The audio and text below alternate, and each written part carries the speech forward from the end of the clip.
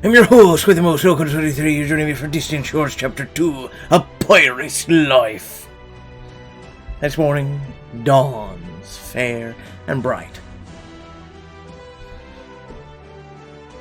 You stand above the sparkling azure waves buffeting the sides of the ship, about to stand trial on a pirate ship. The plank wobbles beneath you as you step out onto it. Don't fall off now, lass. Now would be a really good time for another portal to magically appear.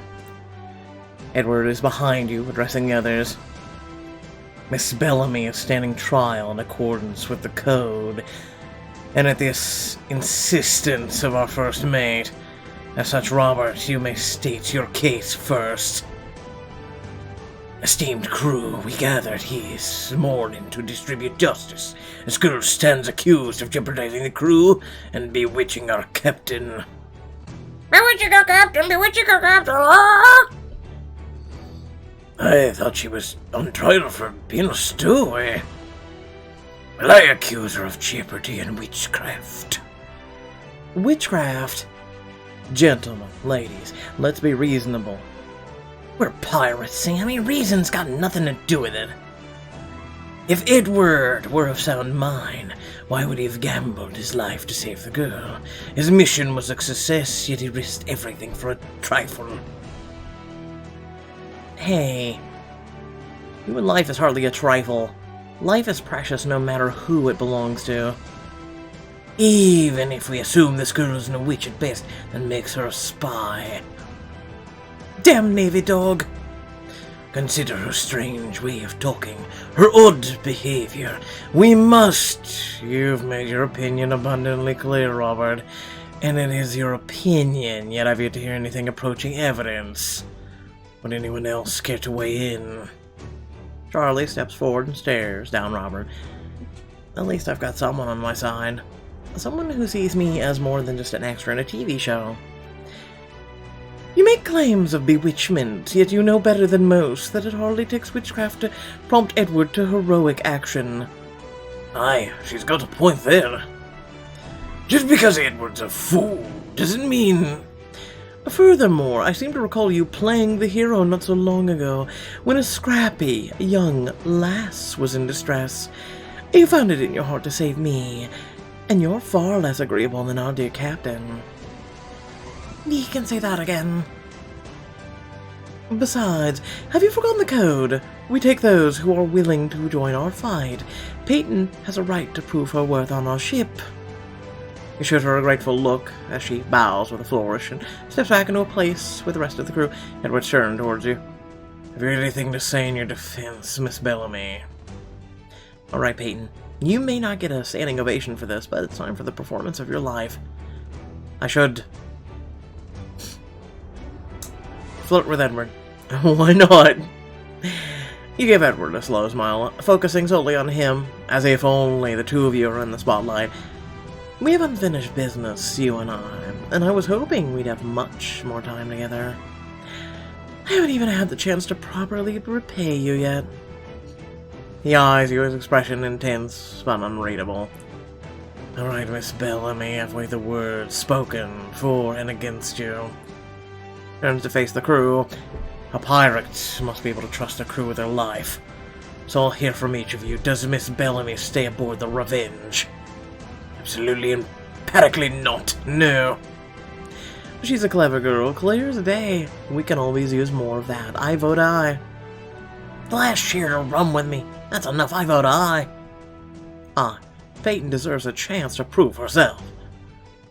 We could use some fresh blood aboard, aye.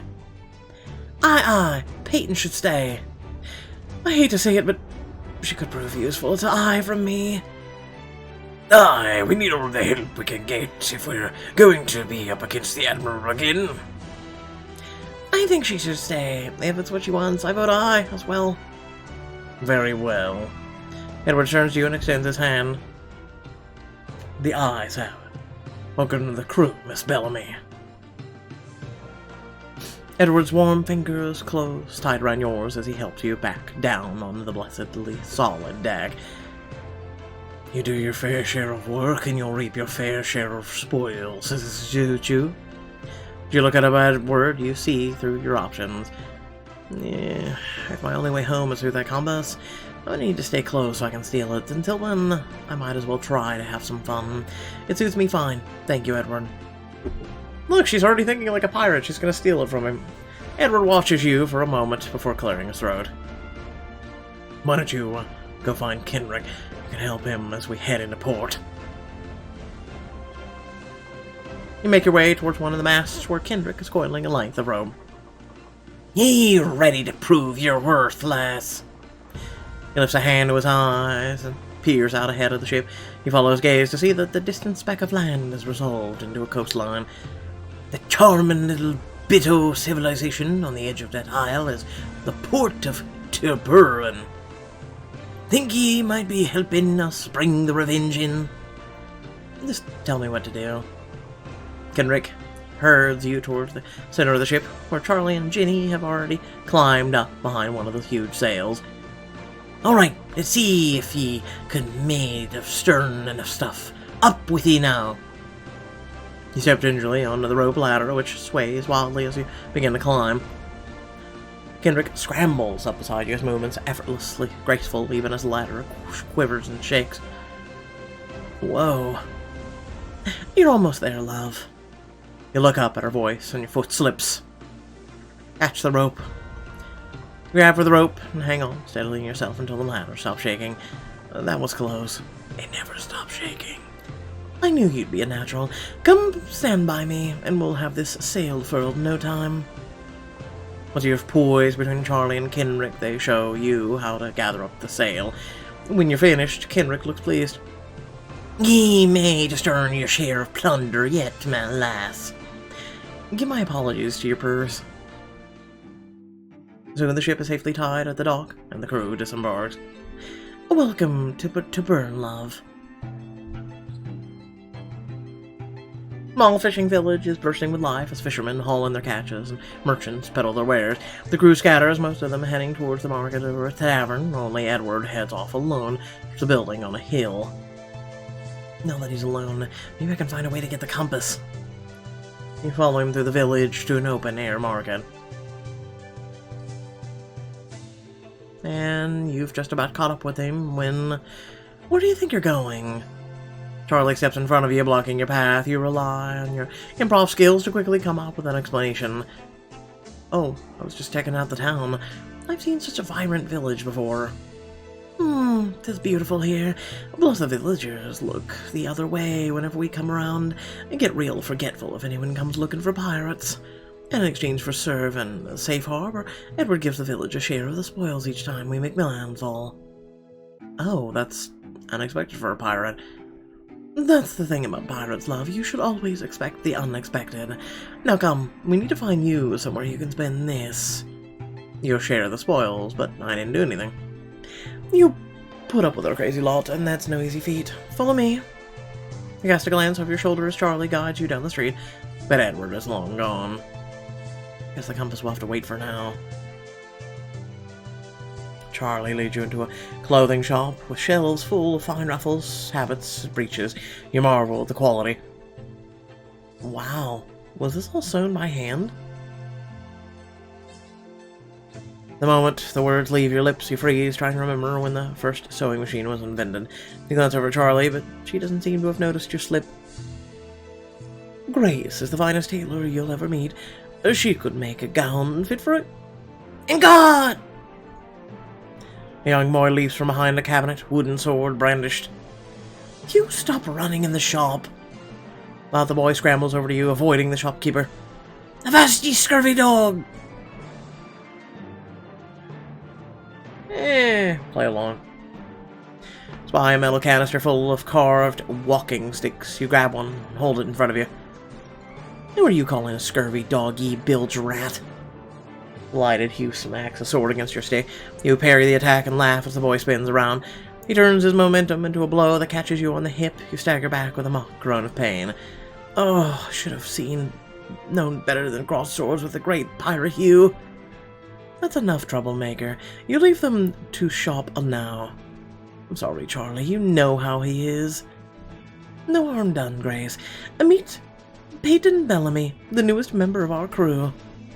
My apologies for my son.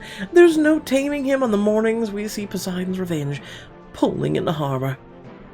Oh, does he look forward to seeing the crew? We all do. The village has taken a turn for the better since Captain Mortimer and his people began protecting us. And spending all of our money here. Captain Edward is my hero. Aye, and do you remember what a good captain told you last time he was here? That I'll make a jolly good sailor one day. And that's it. Silly boy, he told you jolly good sailors learn their sons and obey their mothers. Now run along and don't forget to sweep the stoop. Yes, ma'am. Hugh trades a sword for the broom and obediently heads outside to attend to his chores. And now, Peyton, since you're a member of the crew, I'll show you my finest wares.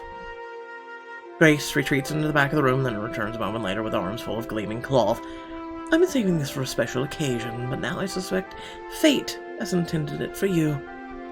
Grace lowers her voice to a conspiratorial whisper, which would be sure to make an inspiration or impression on anyone you meet, even a reticent captain like Edward. When you put it that way, let me try it on. Bonny lass, an elegant look, perfect for the times. That's not perfect to look like a pirate. That looks perfect to be anyone but a pirate. Well, what do you think? Love, you'll be plundering hearts all across the Caribbean in that. Alright, time to learn the most important thing about being a pirate. You think about the golden compass. No, I think it's probably not wearing this outfit. Where we bury our treasure? Where we get our grog. Tavern's rowdy tavern is bursting with pirates and merchants alike, each shouting and burping louder than the last. Charlie leads you to where the crew is gathered, all except for... Where's Robert? He has some business to see to. You slip into the only seat left at the table, right next to Miss Bellamy. Edward, did you miss me today? We've only been apart for a few hours. She is trying way too hard. That doesn't answer my question. I suppose I've grown used to your peculiarities. That's quite the outfit, Peyton. Ye spent your first bit of coin well. Edward's intense gaze drifts over your new clothes. I see Charlie has been taking you on tour of Tavern's finest tailor. I can't just help myself when I see a pretty lass. You flush as Charlie grins at you. Peyton, sit down, have a drink. You look across the table at Octavia, who is eyeing you frostily. Hi, Octavia. Don't mind her. Octavia can be chillier than a winter sea. I can hear you. Ah, so you can talk. Or we're just being rude to the newest member of our crew. Octavia hops into her mug as Jonas hands you a tankard. You raise it to your lips and freeze as you meet Ginny's cheerful gaze. Hello? Ginny, you're in a tavern. Aye, where else would she be but with the rest of the crew? With the ship? She seems like she's making excellent guard. Ginny grins proudly, and you breathe a small sigh of relief. Peyton, you are definitely not in the 21st century anymore. So how did you all end up sailing together? We started as two crews, some under Edward's command, the rest under Robert. That's right, I almost forgot you mentioned you were part of his crew. Aye, he helped me out of a tough spot once. You would have found your own way eventually, but it's my good luck you happen to be sailing with him, for now I have the best quartermaster in all of the Caribbean. And sailing master. Aye, the best crew on any sea. We banded together when we discovered we had a mutual enemy. The dastardly pirate who sunk Robert's ship. He was terrorizing Tavern, preying on helpless villagers like this. And that's how I lost me pa and ma. Oh. What happened? Jonas wraps her protective arm around the small girl's shoulders. Those heartless pirates already made off with the village's treasury, and they were going house to house, plundering every last scrap they could get their hands on. My parents fought them in the streets, slowing them down just long enough for everyone else to escape. They sound like heroes. Aye, they were. The people of Tavern deserve better, so Robert and I made a common cause. And we sent this ship to the depths of Davy Jones's locker. But the damn pirate escaped somehow. It was as if he vanished into thin air. Don't be daft, Octavia. There's a logical explanation for his escape, I'm sure. I wouldn't be so sure about that, Samuel. You think about the mysterious pirate who disappeared so abruptly, and your own sudden appearance in this century. Even my agent popped up last night. I wonder if that's just a weird side effect of the time travel, or if there's a way I can make it happen again. Your eyes are drawn towards Edward, and the golden compass hidden away in his pocket. Only one way to find out. Just then a drunken pirate from across the tavern notices your group. Charlie, my dear, I have the info... Ah, yes, I'll be right over, Tilling. Aye. Another round for my friends here, while I take care of a little business. You watch as Charlie swaggers across the tavern. Does she always do that? Aye, Charlie's got a friend in every port. It's how she knows so many secrets. Like where Kendrick misplaced his manhood? Oi! Look around the table, smiling as the crew teases and jeers at each other. So, what's life like on the Revenge? Do you just pillage and plunder wherever you go, or... Crew hesitates, casting quick glances at one another before Maggie answers. We've been targeting a specific trade route for a while now, and sooner or later Admiral Cochrane has to sit up and take notice. Especially after we stole right from under his nose. I don't follow the connection. Admiral Cochrane? That's the man from yesterday, right? What does he have to do with the trade route? The Royal Navy patrols these waters. If you strike the same spot over and over again, they're bound to draw attention. You can't help but feel like there's something missing from the explanation, some piece of information that would neatly tie it all together. Because you're ignorant. I still don't understand, Edward. Follows down Cascades and see that he's been staring at the golden compass in his hand. Why the Admiral? Who is he to you? A means to an end, nothing more. If you say so. You doubt my word? No, I mean, maybe? It's just, you're not acting like he's nothing, that's all. Charlie returns to the table, more rum in hand. The Admiral and Edward, aye, they have a history. Why, just a few months ago. Charlie! Have it your way. I bet if you'd only apply yourself to learning how to change the subject with grace, you wouldn't be in this position. As they continue to bicker, you find yourself focused solely on the compass. Close enough to touch! You could reach out and grab it right now. Then Edward snaps it shut and returns it to his pocket. I have to wait until the time is right, and that compass is mine. Well then, allow me to demonstrate a graceful change of subject. Who wants to play two lies and a truth? And the pirates cheer. Aye, it's a good way to learn some secrets. Do you still have secrets from us, Jonas? There's only one way to find out. What do you say, love? Want to play a drinking game with a bunch of pirates? Play the drinking game to bond with the crew, and you never know what secrets you might uncover. Listen, we're tidy-whities to bed, it's okay? They're soft, comfortable, and silky. You know, where I'm from, it's called two truths and a lie. Oh, that's not how pirates play, so you'd best look sharp. I'll go first to show you how it's done. Ginny claps her hands in delight. Make it good, Samuel. Clears his throat and stands holding his tankard aloft with pomp and ceremony. The night I was born, fire devoured my family home. I was delivered in a carriage on the way to London. I once punched a shark directly on the snout. And I've been married 6 times, each union shorter than the last. Samuel spreads his hands wide and smiles. Well, Peyton, can you spot the truth? I'm gonna go with the wives. Wrong. Drink up. I only had 5 wives. But more mistresses than you can count. You drain half your mug while the other crew members clap you on the back and shout encouragement. Alright, Charlie, you're next. She purses her lips and thought, I was once engaged to a prince of a distant land. My grandmother was the daughter of a great Poseidon himself, which is why none of her descendants dare stray too far from sea. And I have never been that fond of rum. They all sound outrageous. I believe the truth is the rum thing, Poseidon thing, the prince thing. I don't know, I suck at this game. After all, no one could resist your charms. You're dead wrong. Drink, love. Did you take a sip? Edward scowls at her.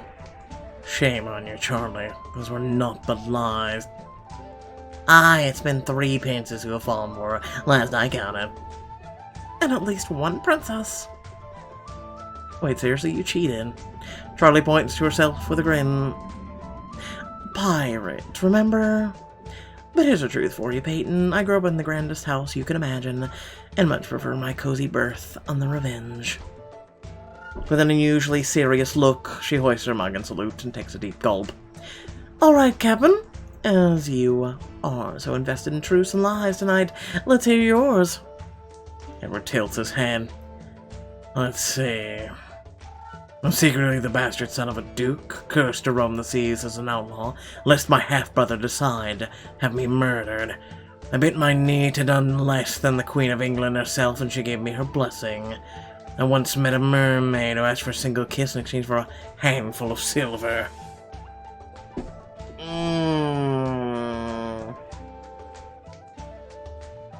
The truth is, he kissed a mermaid, but we'll go with that. I think you've been giving the good captain a bit too much credit, love. You don't believe a magical creature would fall for him? I believe that if Edward ever to meet a mermaid, he'd be far more likely to ask her for a report on ocean currents than a kiss. Come on now! Am I wrong? Currents are important. See, love, always about business, that one. But as Edward watches you lift your tankard to drink, the look in his eye seems to have a very little to do with business. Your turn, Peyton. Let's see. You try to think of a few good lies that are almost believable to a group of 18th century pirates. I was born in the year 1726. Could be. Until yesterday, I'd never spent the night on a ship before. Believable. Too believable. Aye, she's as good as a liar as ye, Charlie. A terrifying thought. Everyone leans forward as you come up with your final statement. I'm to fool them with the truth. And lastly, I've read stories where I control the ending. I've flown thousands of miles through the air. I've lived in parts of the New World that aren't on the map. Ooh. Technically a true. Places none of you even know exist. But how can you have been there? They don't exist. 'Cause it's a lie, you bloomin' idiot. Agreed. I may live on a ship, but I'm stay abreast of most discoveries. I dare say there are a few worlds out there, still beyond our maps. I don't know. I think 'tis the year she was born. 'Twould be simplest trick. She hasn't been seasick yet. She must have spent some time on a ship before. Not everybody gets seasick. As the crew continues to bicker, Edward leans over to you. Come now, Miss Bellamy. Who's right? You lift your pint to your lips with a smirk. I'll never tell. I see you've been a bad influence on you already.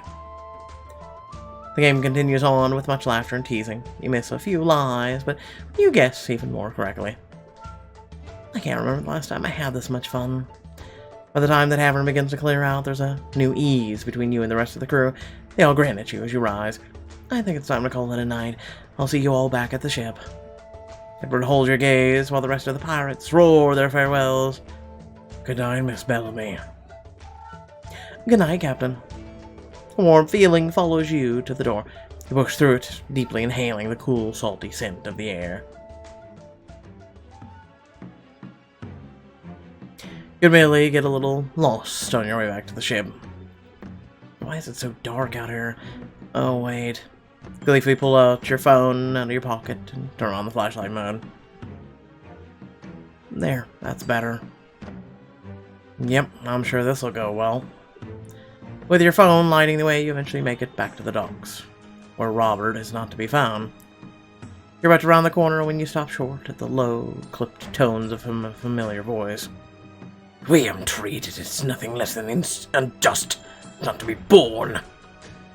Oh crap, it's Robert. You turn off your phone and tuck it away safely. You can only hear the murmur of his companion, but it's too quiet for you to recognize the voice. There are 2 captains on Poseidon's Revenge. Perhaps it's high time I remind Edward of that fact. Wait, what's he up to? You struggle to follow Robert's words as they drop to a whisper and then swell into volume again. I can seize control of the vessel. The only question is which of the crew would follow me, and which will have to be crushed alongside our Edward. Cold realization washes over you. Robert's planning a mutiny. Oh! Wow, that was... Wait, what? Okay, this chapter was super short. Are you serious? Well, without further ado, thanks for watching. Please remember to like, share, and subscribe. Head down description below, links to social media, Discord, and a few links to support me and my content. Be greatly appreciated. Without further ado, I will catch you all next time, or hopefully if you guys tune into my stream, it'd be great. Peace, peace. Much love.